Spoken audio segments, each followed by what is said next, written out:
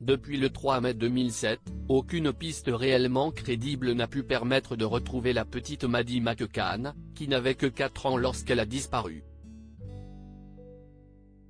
La fillette dormait alors dans une chambre d'hôtel à Praia da Luz, au Portugal, où elle séjournait pour les vacances avec ses parents et ses frères et sœurs.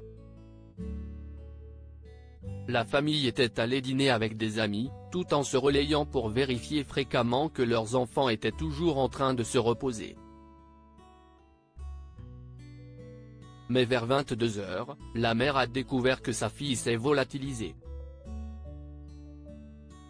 Et plus de 15 ans après le début de cette affaire, une jeune femme a assuré publiquement qu'elle pourrait être Maddie McCann, en février dernier. Julia Faustina, de son nom, est une Allemande ayant vécu en Pologne, persuadée d'avoir été l'enfant disparu. Après qu'un test ADN a été réalisé, elle s'est rendue compte qu'elle n'était probablement pas celle qu'elle pensait être. Mais comme l'a rapporté l'Indépendant, vendredi 17 mars, ces analyses médicales ont permis de détecter autre chose, à savoir qu'elle aurait des risques de leucémie. La jeune femme devra donc poursuivre les examens pour savoir si elle est ou non atteinte d'un cancer.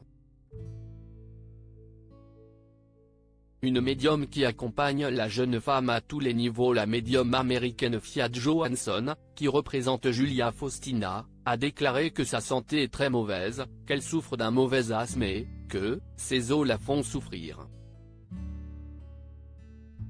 Ces analyses sanguines sont également anormales, a-t-elle ajouté, jouant le rôle de sa porte-parole médiatique, en précisant qu'ils attendent les résultats des analyses complémentaires censées permettre de découvrir si elle a bel et bien une leucémie.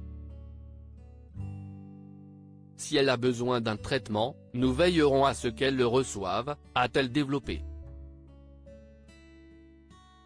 De son côté, la jeune femme qui pensait être Maddie McCann cherche à en savoir plus sur ses origines biologiques, car elle affirme n'avoir aucun souvenir de son enfance.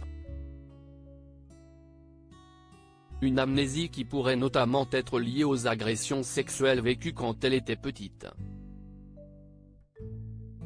Article écrit avec la collaboration de 6 médias Crédit Photo, pas photo Abaca.